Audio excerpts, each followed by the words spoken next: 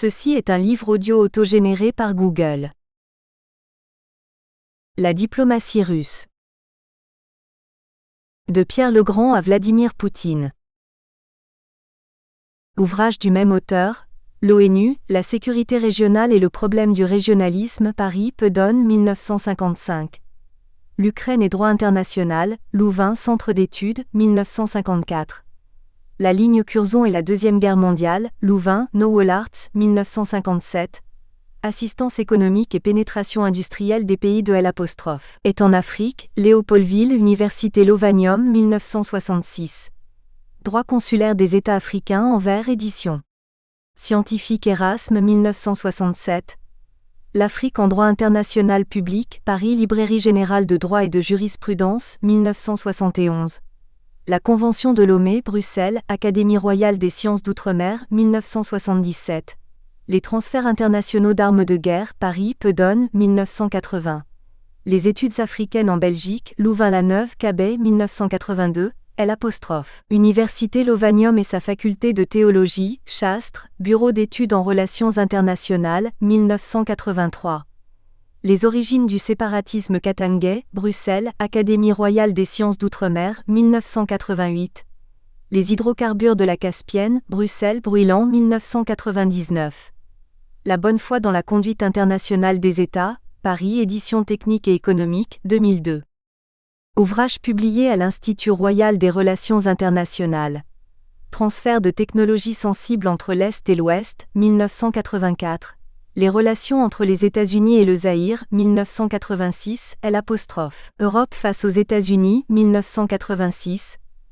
La Méditerranée orientale dans la politique des puissances, 1987. Aux origines de la Seconde Guerre mondiale 1919 à 1939, 1989. Les républiques baltes et la crise du fédéralisme soviétique, 1990. Une démocratie pour L'. Afrique, 1991. Le commerce des armes, 1992. L'indépendance de l'Ukraine, 1993. L'adhésion de la Belgique à l'ONU, 1944 à 1945, 1995. La Belgique, la Chine et l'Union européenne, 1994. Zone dénucléarisée, 1997. Ouvrage publié aux éditions L'Harmattan, Ouzbékistan, puissance émergente en Asie centrale, 2003. La politique étrangère de l'Union européenne, 2005. Le conflit de Tchétchénie, 2006. L'Iran face aux puissances, 2007. La politique étrangère de la Russie, l'islam face à l'Occident, un heurt des civilisations. La Belgique et la France, amitié et rivalité, 2010. La France et la Russie, alliance et discordance, 2011. Romain Yakemtchouk. La diplomatie russe. De Pierre Legrand à Vladimir Poutine. Copyright L'Harmattan 2012. 5 à 7, rue de l'École Polytechnique, 75 005 Paris. http://librairieharmattan.com. Diffusion.harmattan@wanadoo.fr. harmattan1@wanadoo.fr. ISBN 978 296 96 725 0. EAN 9 782 296 967 250. Les particularismes de la diplomatie russe. Au même titre que les souverains des monarchies occidentales, les tsars de Russie ou leurs successeurs soviétiques s'attribuaient la conduite éminemment personnelle des relations extérieures de l'Empire, et sans avoir toujours une connaissance approfondie de ces matières, ne reconnaissaient le plus souvent aux chefs de la diplomatie qu'un rôle d'exécutant de leurs décisions. Un ministre des Affaires étrangères russe ne bénéficiait généralement que d'une autorité personnelle limitée, et les ambassadeurs de ce pays étaient nommés sur les ordres directs du chef de l'État. En tant qu'institution gouvernementale, le ministère russe des Affaires étrangères ne fut constitué par Alexandre Ier qu'en 1802.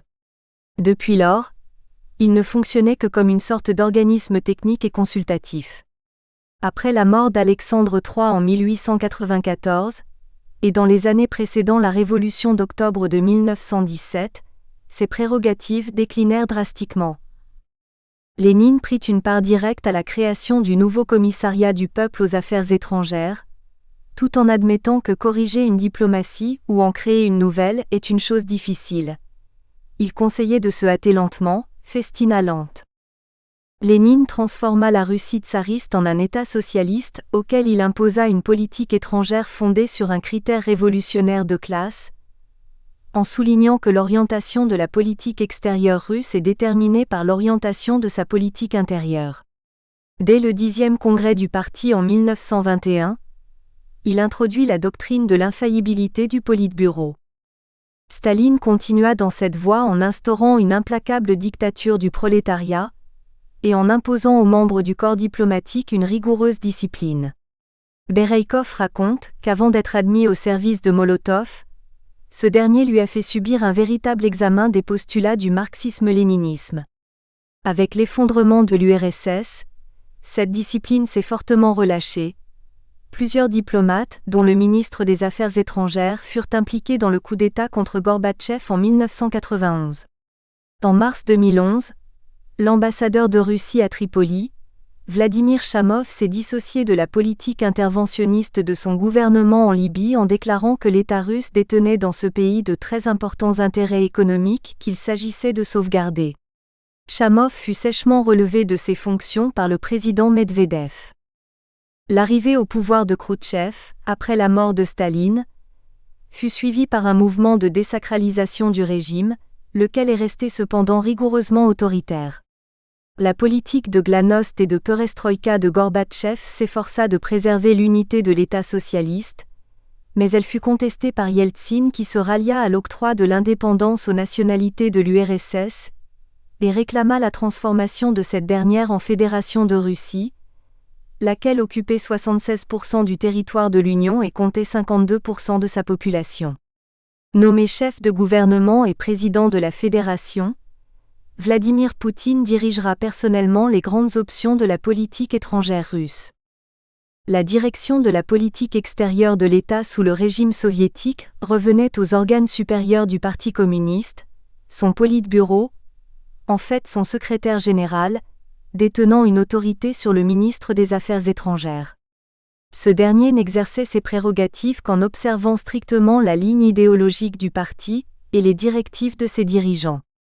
Vu sous cet angle, son rôle était celui plutôt d'un exécutant et d'un technicien. Cette situation ne manquait pas de poser des problèmes dans la mesure où le premier secrétaire général du parti, n'ayant pas la formation d'un diplomate professionnel, n'avait parfois qu'une appréciation approximative de la très complexe problématique qu'affrontent les États dans le domaine des relations extérieures.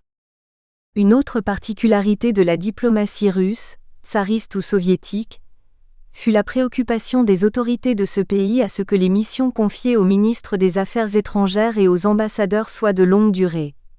Seuls les hommes d'expérience étaient censés connaître à fond et défendre valablement les intérêts vitaux de l'État. Charles Robert Nesselrode fut à la tête de la diplomatie russe pendant 40 ans, sous 3 tsars. Entre 1816 et 1856, Alexandre Gortchakov qui lui succéda est resté à son poste jusqu'en 1882 pendant 26 ans.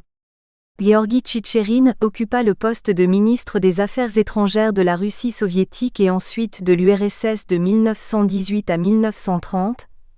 Maxime Litvinov dirigea la diplomatie soviétique entre 1930 et 1939.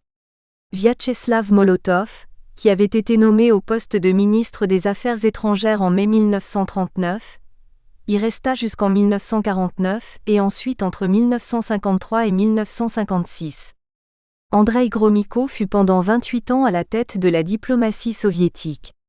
Jean-Albert Korff, 1696 à 1766, fut ministre à Copenhague pendant 24 ans. Alexandre Izvolsky qui fut ministre des Affaires étrangères entre 1906 et 1910 est resté pendant 7 ans ambassadeur à Paris, 1910 à 1917. Anatoly Dobrynin fut ambassadeur de l'URSS aux États-Unis pendant 24 ans, sous 6 présidents américains. Bien entendu, une telle continuité diplomatique n'est pleinement concevable que sous les régimes autoritaires qui ne connaissent pas de véritables alternatives démocratiques de changement de leur gouvernement. Les États occidentaux ne l'ont pratiquée qu'occasionnellement. Soulignons néanmoins que si la pérennité des institutions diplomatiques facilite la défense des intérêts étatiques, elle ne les garantit pas. C'est au cours de la longue présence de Nesselrode à la tête des affaires étrangères de la Russie que celle-ci s'empêtra, sous l'autorité de Nicolas Ier dans les relations désastreuses avec les puissances et dans la guerre de Crimée qui conduisit à la neutralisation de la mer Noire et à la fermeture des détroits pour les navires de guerre russes. Gortchakov ne rétablira la situation qu'en 1871. Ajoutons qu'à la suite de la transformation de la Russie en Union soviétique, et la désintégration ensuite de cette dernière, la durée des mandats des détenteurs du pouvoir en matière de la politique extérieure s'est considérablement réduite.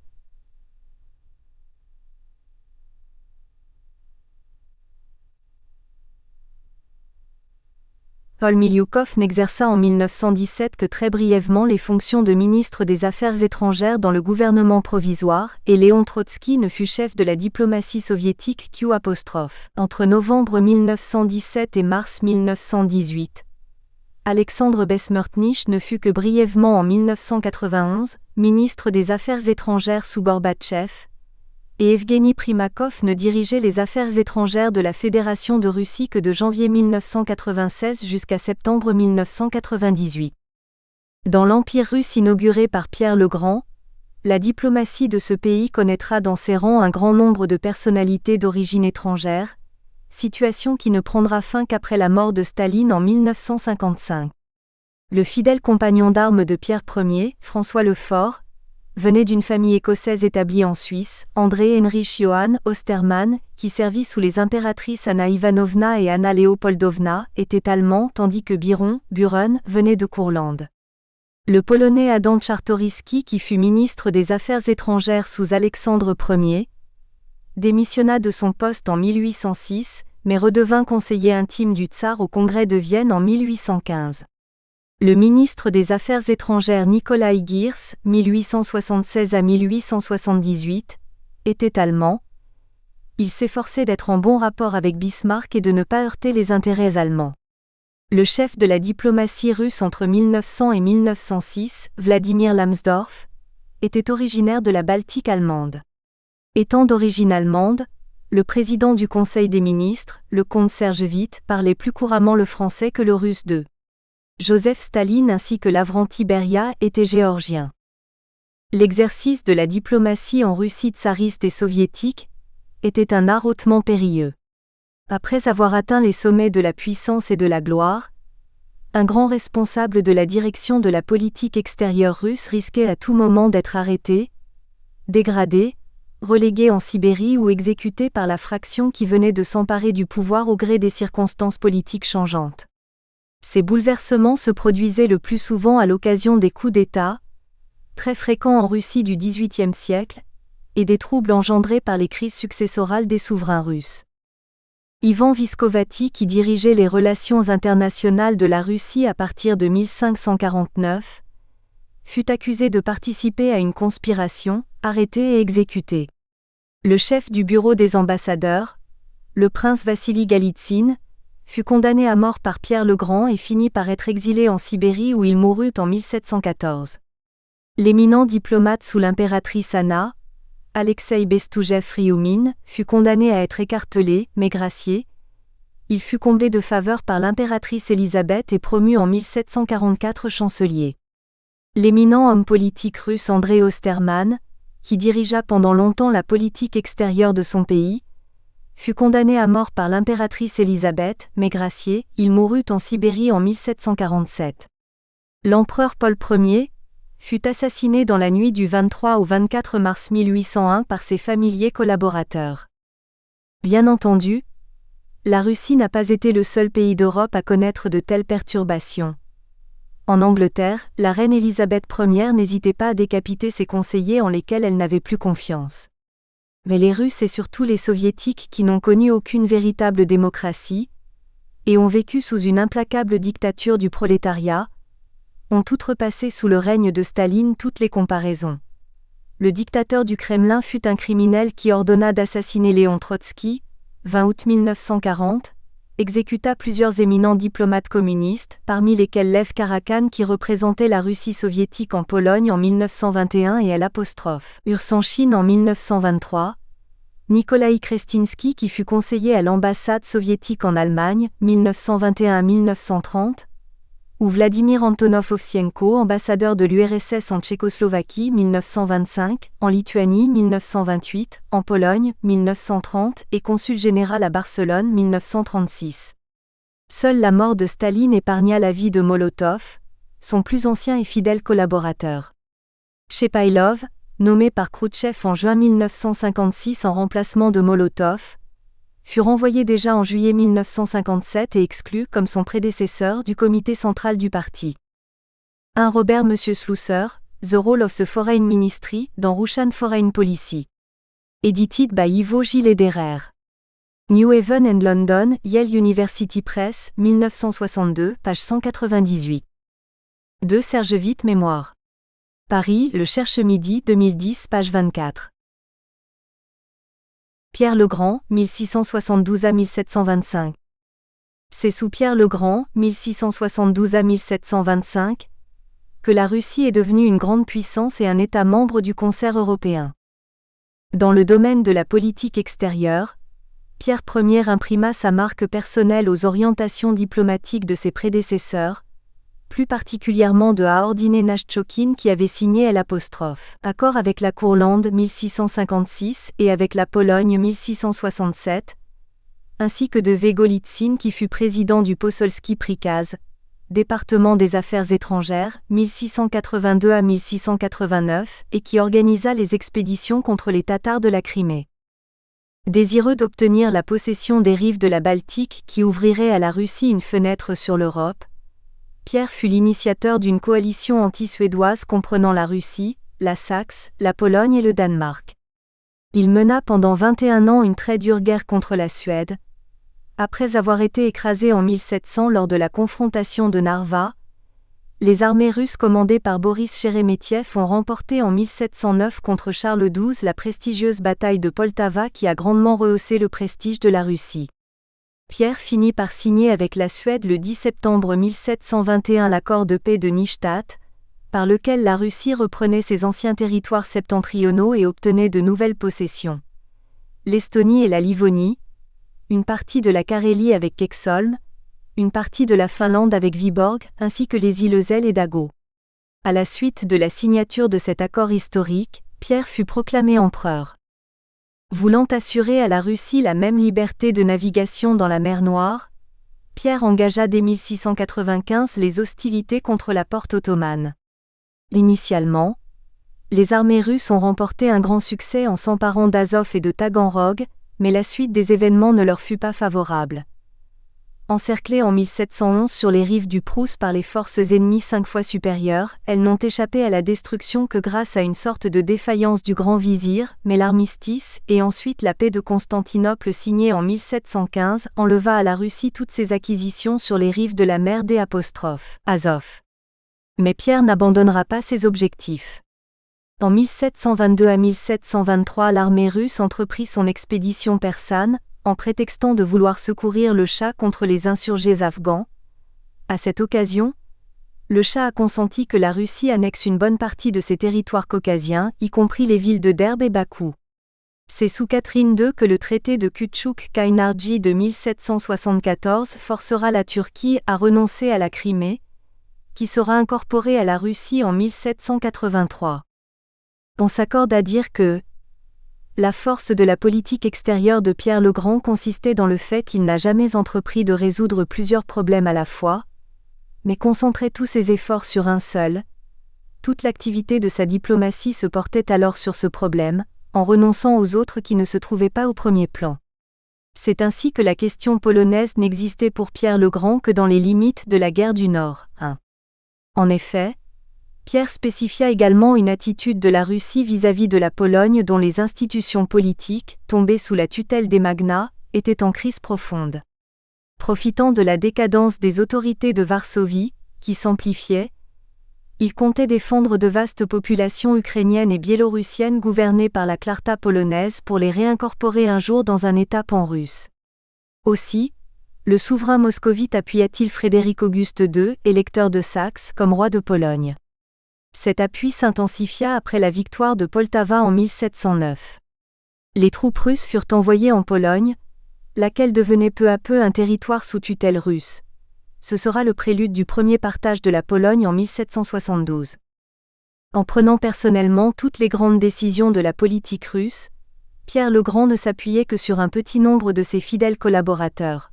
Le prince Alexis Menchikov, le prince Jacob Dolgorouki, le maréchal Boris Sheremetyev, le prince Dimitri Golitsyn, le prince Boris Kourakine, le comte Pierre Tolstoï, les amiraux Fyodor Golovin et Fyodor Apraksin.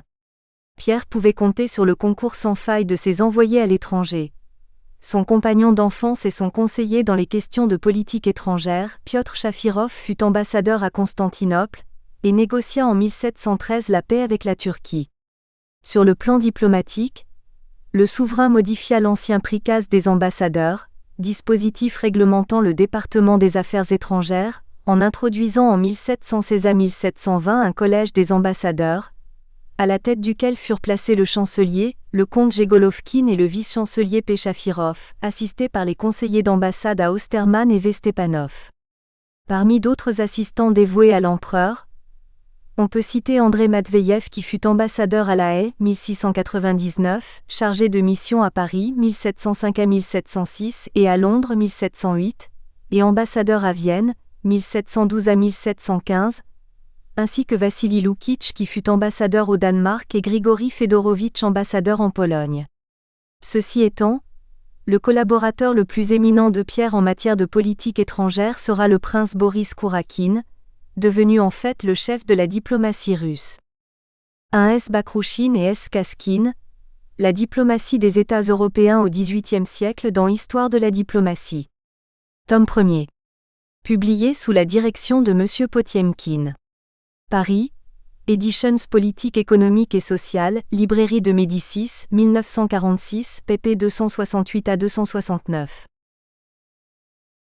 Boris Kourakine, 1676 à 1727. Boris Kourakine, 1676 à 1727, est le beau-frère de l'empereur, ayant épousé la sœur de la tsarine Eudoxie Lopoukine.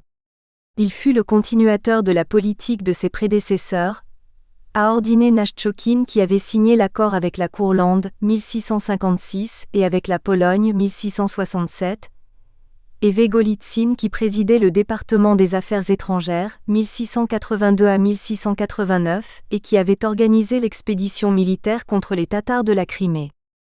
Envoyé par le tsar en 1696 à Venise pour y apprendre les langues et observer le mode de vie des Italiens, le jeune Kourakine y resta pendant 3 ans.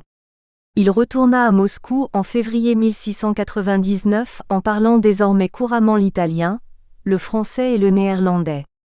Transféré dans la diplomatie, il allait remplir plusieurs missions du tsar en Lituanie, en Pologne, en Allemagne et aux Pays-Bas, et mena des pourparlers pour améliorer les relations entre la Russie et la Hongrie. En janvier 1707, Pierre le nomma envoyé extraordinaire et l'envoya au Vatican pour demander au pape Clément XI de ne pas reconnaître le protégé de la Suède, Stanisław Leszczyński, roi de Pologne. Le pape consentit à postposer cette reconnaissance, mais refusa de s'engager par écrit.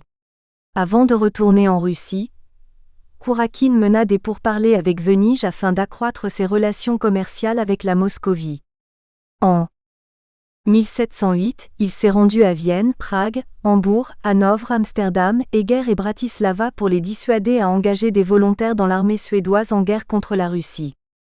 Après avoir été nommé par le tsar, en octobre 1709, ambassadeur et ministre plénipotentiaire, Kourakine engagea les négociations avec le kurfürst électeur de Hanovre Georges-Louis, futur roi de la Grande-Bretagne, en lui proposant de conclure une alliance avec la Russie contre la Suède. Le 22 juin 1710, l'électeur consentit à conclure une convention assurant sa neutralité et ses relations amicales pour 12 ans avec l'État russe. L'année suivante, Kourakine fut nommé ministre plénipotentiaire près la reine Anne, à Londres, où il s'efforça de mettre fin à l'alliance de la Grande-Bretagne avec la Suède, mais ce fut en vain. Il quitta bientôt Londres pour Paris, où il mena les pourparlers avec les représentants de Louis XIV afin de conclure avec l'aide de ce dernier les traités de paix avec la Turquie et la Suède, mais à la longue, Pierre le Grand abandonna toute idée d'une alliance avec la France. En octobre 1711, l'ambassadeur Kourakine fut envoyé à La Haye, où il réussit à convaincre les autorités néerlandaises à renoncer à tout rapprochement politique avec les Britanniques et à développer leurs relations commerciales avec la Russie. C'est lors de son séjour aux Pays-Bas que Kourakine remplira avec éclat les fonctions de régent et de vice-chancelier de la Russie, et deviendra coordinateur de ses activités diplomatiques à l'étranger. Il participa en 1713 comme ministre plénipotentiaire au Congrès d'Utrecht qui mit fin à la guerre de succession d'Espagne. La Russie devenait un des garants des traités d'Utrecht, mais les puissances occidentales avaient désormais plus facile à s'immiscer activement dans le conflit russo-suédois. En avril 1714, Pierre le Grand désigna Kourakine à participer au congrès de Braunschweig convoqué sur l'initiative autrichienne pour mettre un terme à la guerre du Nord, mais cette tentative échoua. C'est également en 1714 que l'électeur de Hanovre, qui venait d'accéder au trône de la Grande-Bretagne sous le nom de Georges Ier, consentit à établir une alliance avec la Russie contre la Suède s'il obtenait en contrepartie les duchés allemands de Brême et de Verdun restés sous la domination des Suédois. Consécutivement aux négociations menées par Kourakine, la Russie concluait le 17 octobre 1715 un accord avec Hanovre, au terme duquel Pierre le Grand approuvait la demande hanovrienne, tandis que l'électeur déclarait la guerre à la Suède et envoyait en Poméranie 6000 de ses soldats. L'Alliance du Nord comptait désormais 5 puissances. Début 1716, Kourakine se rendit à Londres pour reprendre les... Nous espérons que vous avez apprécié cet aperçu. Pour continuer à écouter ce livre audio sur Google Play Livres, utilisez le lien dans la description de la vidéo.